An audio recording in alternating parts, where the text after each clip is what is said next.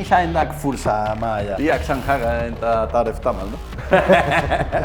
ولا تقول لي اسباني ولا ايطالي؟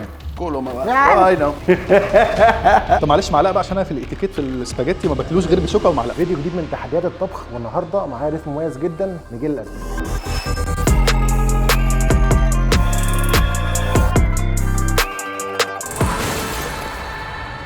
ميجيل، أهلا يا إسلام. أنا هنا يعني النهارده أنا مالي. النهارده في تحدي طبخ. دلوقتي انا شفتك بقى بتجرب الاكل المصري وعندك مشاكل في الاكل الحراق. حرة جدا. حرة كمان. المية مش حرة. النهارده التحدي في المكرونه، مش هندخل فيها اي حاجه حراقه. اوكي. جاهز لتحدي المكرونه؟ مية انا بحب المكرونه، انا اعتقد انا عارف اطبخ المكرونه، يلا نشوف. خلينا نشوف. البس بقى دي اوكي. وكده انت جاهز للتحدي. اوكي يا جماعه، انا اعتقد انا جاهز عشان التحدي، يلا بينا.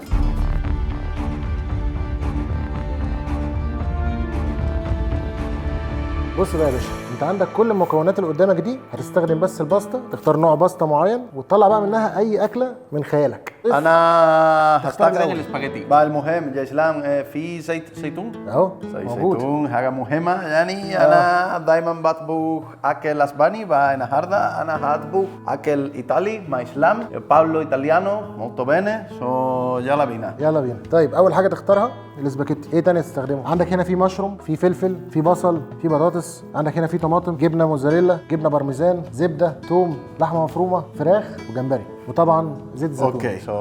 في الاول انا لازم اقرر لو سمك او لحمه. المكون الرئيسي هو المكرونه، كل حاجه تانية تقدر تستخدمها براحتك. انا هختار دي اللحمه. حلو جدا. انت هتختار ايه؟ انا ممكن استخدم الجمبري، مكرونه بجمبري. مكرونه بالجمبري، فكره حلوه. انا محتاج طماطم.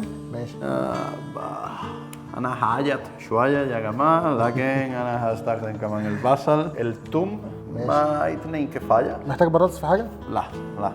وزبده لا، انا بفضل زيت الزيتون صحي اكتر. وكمان هستخدم المشروم. انا اعتقد يا اسلام كده كفايه عشان اكسب. يلا نشوف انت تختار ايه. يعني انا كده شايف ان التحدي هيولع. انت تعرف هعمل ايه؟ هتعمل ايه؟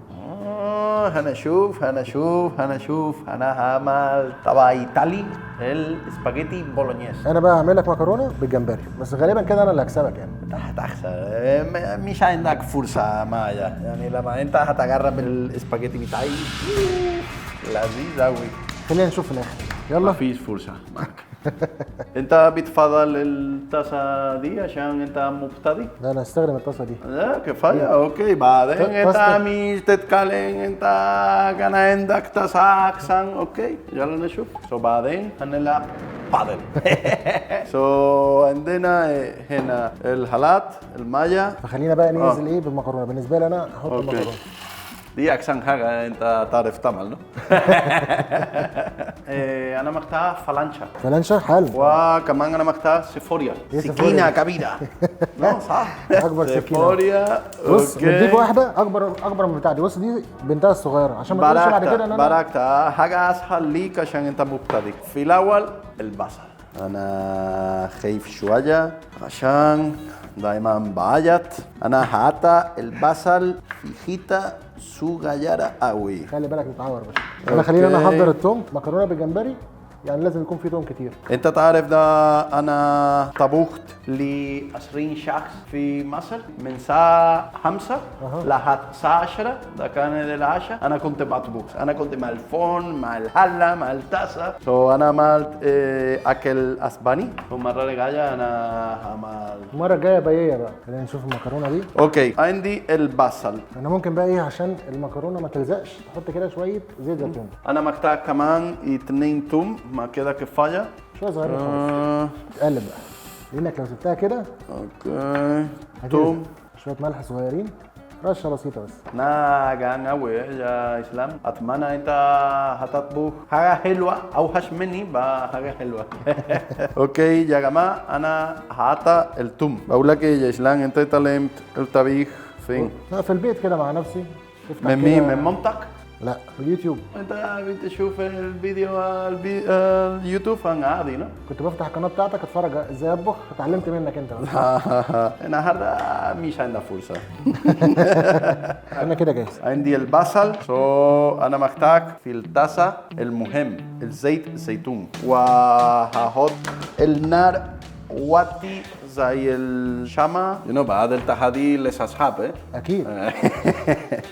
يا جماعه انا هحط الزيت الزيتون مهم قوي صاحي، وهحط البصل. انا ما بيعش النهارده حلو.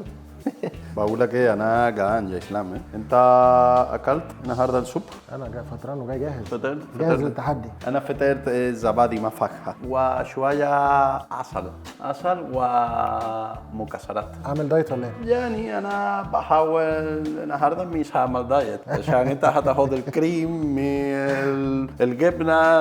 النهارده مش دايت. مفيش دايت النهارده الدايت اجازه. في السوب انا محتاج طاقه واكل صحي عشان افكر كويس واشتغل كويس. انا المكرونه عندي قربت تخلص. اول بقى نقطه نسيت اقولها لك في التحدي ده عشان تكسبه ان انت تخلص قبل ايه، فهنشوف مين هيخلص الاول. اوكي. انت خلصت الاول كده، ده اول نقطه في التحدي انت كسبتها. تحدي السرعه. فهذه صوره السرعه. يعني انا اعتقد انا محتاج شويه وقت عشان اعمل كويس الطبق. احنا مش في مطعم اوكي. هحاول بسرعه. زيت زيتون. انا كده بيتهيألي المكرونه بتاعتي خلاص، فهصفيها بقى واجيلك. اوكي ماشي. المهم تنظف دايما كل حاجه في المطبخ. عند الوقت انا هستخدم الطماطم، مهم قوي في الطبق. الطماطم دول مصريين؟ طماطم مصريين. اوكي. انا هحط الطماطم في حته صغيره، وبعدين انا هحط مع البصل والثوم مع زيت زيتون، وبعد كده هستخدم الحلقه. كده بقى صفيت المكرونه وجبتها، ونبدا بقى الخطوات الثانيه في تحضير الوايت صوص الخاص بالمكرونه مع الجمبري. خلينا نبدا الاول نجهز الجمبري بقى. الطاسه اللي كان ميجيل بيتريق عليها، شفت كنت بتريق على الطاسه دي هي اللي هنفوز بيها في الاخر. نحط شويه زيت زيتون، مش كتير بس كده. مش كتير عشان عندها كمان الكريم المصريين بيحبوا الاكل التقيل، في رمضان بقى بيحبوا الاكل، فلازم يكون تاكل حاجه قويه، حاجه تشبعك. ريحه حلوه الطبق بتاعتك يا اسلام. ننزل الجمبري يا باشا كده. الجمبري ندي على الجمبري على التوم على طول. الجمبري دول من البحر الاحمر والابيض؟ جمبري ابيض من البحر الابيض. اوكي. دي الستة طماطم انا بعتها عشان محتاجين طماطم قوي. خليك انت عمال تعمل في الطماطم سنه وانا هكسبك في تحدي السرعه. عندنا الطماطم هنا. عندك بقى نقطه في الجمبري مهمه جدا، ان انت ما تخليهوش على النار كتير عشان ما يشدش معاك، يعني يا دوب لونه يتغير فتطلعه على طول. الريحه ايه؟ Mi corazón un tiro te encuentra Córdoba mía y pa' que no sufra pena te guardé mi serranía. Ay, Córdoba, Medina Gamila Guida, Figueroa España, Córdoba. القاهرة أنا بحب القاهرة أوي كمان صراحة أنا عايز أنت هتخسر شكله جميل. شكله جميل. أنا تاجي هنستمتع الاثنين. الريحة مقصرة. الريحة يعني. وبعدين احنا أصحاب. بص بقى يا باشا، حط شوية ملح، ده فلفل أسود برضه شوية فلفل. اوكي يا جماعة أنا تاجي عندي كفاية طماطم مش كبار أوي بقى كفاية. هحط الطماطم دلوقتي. أنا تاجي في كفاية. قدامه بالظبط دقيقتين ويكون جاهز، ولسه الباشا بيحط لي في القوطه. هتكون جاهز بعد يعني مش كتير قوي، ربع ساعه ممكن. ربع ساعه. انا محتاج وقت اكتر. انا ممكن هاخد جمبري وصل. خلي بالك. سخنه. انا هجرب الجمبري من اسلام. وكده لسه يعني لسه في خطوات كتير. هنستمتع النهارده. نسيت المشروم. انا هستخدم بعدين المشروم واللحمه. كده الجمبري انا بتاعي خلص. سر بقى اقول لكم عليه. خلاص بقى طلعت الجمبري، شويه زبده في نفس الطاسه بقى اللي طلعنا منها الجمبري، هنحط شويه زبده صغيرين. صغيرين؟ اسلام بعد كده انا محتاج اتمرن 3 ساعات في الجيم. هنروح نبادل مع بعض بقى. حاسس ان انا كترت زبده شويه، المفروض تبقى اقل. ما في مشكله، يعني احنا هنلعب بادل بعدين. يا جماعه انا هستخدم المشروم. حط يا باشا كريمه اللباني. الزبده كتير، يعني انا بقول لكم اول غلطه الزبده كتير، فربنا يستر. وسط ما الكريمه اللباني بتتعمل ده جبنه مطبوخ، حط بقى كده. ما كان فيش كالوريز كفايه انت؟ لا ده انت لسه هتشوف كالوريز كتير. انت في مصر تعمل اكل مصري يعني كالوريز بدون ما تعدش. تقلب بقى بالراحه. تفضل تقلب لحد ما تدوب، يعني لحد ما الجبنه تدوب تماما في الكريمه، يبقوا هما الاثنين حاجه واحده، مش قادر تستنى انت. انا جاي لم جامد قوي بجد.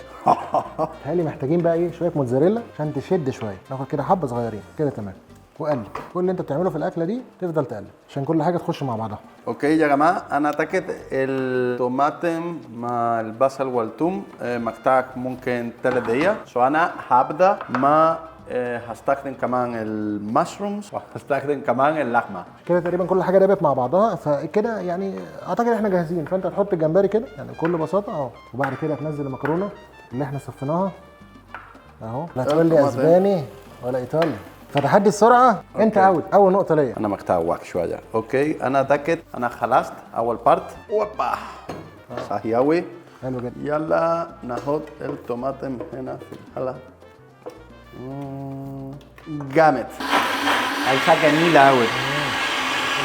شو من اول زي الفل. محتاج شويه ملح عشان انا مش بحب استخدم ملح لحد الاخر. الاكل حلوه يا اسلام مش محتاج محبات او ملح او حاجه زي كده، انت عايز الطعم بتاع المكونات.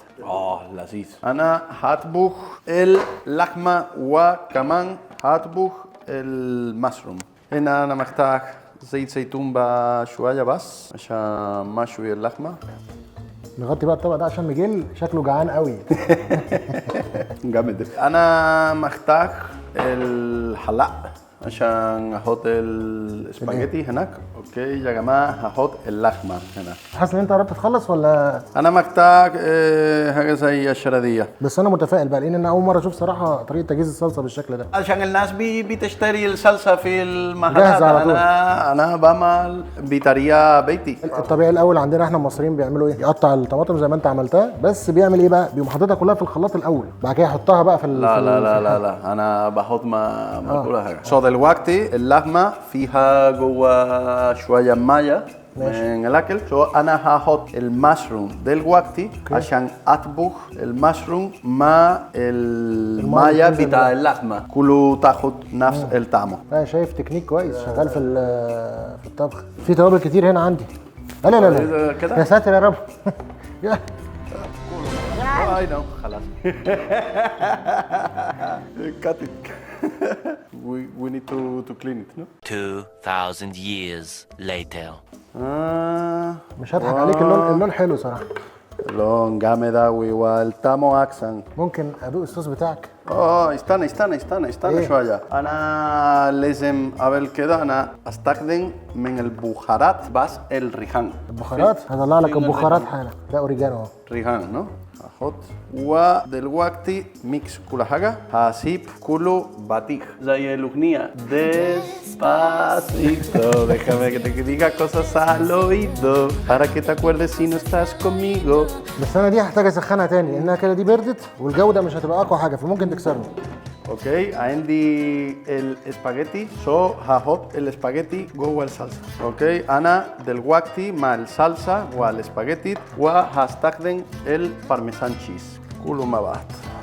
في الاول كنت مخوفني صراحه، قلت هيعمل اي حاجه، دلوقتي الطبق شكله كويس. شكله تحتاج نص الوقت لو انت بتشتري الصلصه. طماطم ده حاجه ثانيه، مستوى ثاني. هندوق ونشوف المستوى الثاني ده. اوكي يلا نشوف. اخر بارت انا هستخدم الموتزاريلا وهحط دي في الفرن. عمال يعلي كل شويه بيعلي، كان بادئ بسيط، بعد كده شكل الطبق يبقى.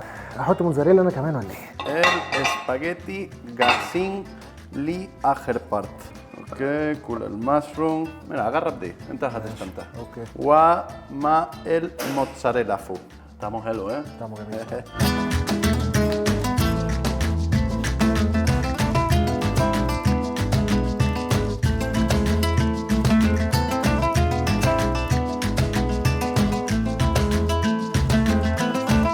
دلوقتي بقى دي المرحله الثانيه، خلصنا الاكل جاهز، فانت هتدوق الطبق بتاعك والطبق بتاعي وتقول رايك بكل صراحه انهي فيهم احسن من غير غش. عندك فرصه عشان انا جعان قوي بقى لو انا هجرب الاثنين. يلا نشوف. خلاص. هبدا مع الطبق بتاعتك. رايق، انا جعان قوي. انا هقدر اكل كل حاجه دلوقتي.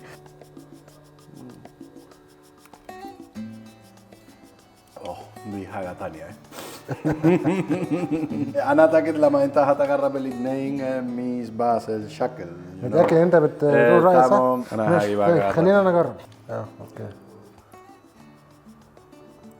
مختار مال كان حاجات زي كده يعني. ماشي، نشوف ده. استخدم الجبنة وخذ مع الجبنة. أنا هجيبك زي منطق. استنى هجيبك هجرب ايه. ماشي. اوكي. شكرا. حاجة تانية دي رايا في حاجة تانية مستوى. بص، لا هقول لك على حاجه بصراحه والله، أوكي، رايي أوكي. بصراحه انا شايف ان هما الاثنين قريبين من بعض. انا عندي في ملح ناقص شويه، عندك انت نفس الفكره، خطا مشترك، لكن دي حلوه ودي حلوه. ايه بقى اللي يحكم بيني وبينك؟ محتاجين راجل تاني اللي محتاجين حكم من بره.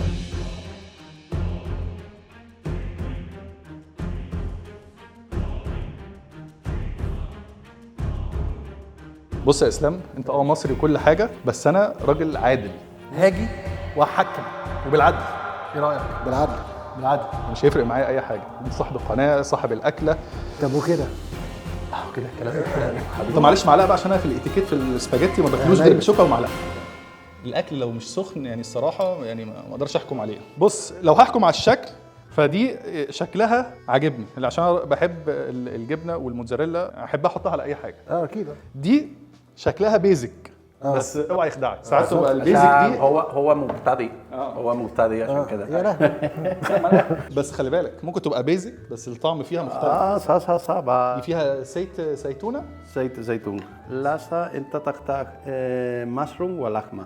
انا حاسس ان انت يعني بتديني تعليمات كتير عشان تاثر على رايي، بس انا مش هتاثر برضه. انت اللي عاملها؟ باين. طبعا ده الراجل اتبع اسلوب الصرف، جاب بقى جمبري بس. بص دي الدنتي. ده الدنتي يعني العضه بتاعت المكرونه وانا داخل فيها باين ان هي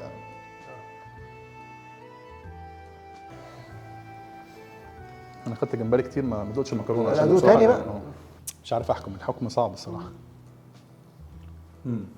مشكلتك ان انت الاسباجيتي بتاعك متكسر، لو كان اطول كنت عرفت الف، لكن انا مش عارف الف، هي اصلا متكسره، فده عيب عندك.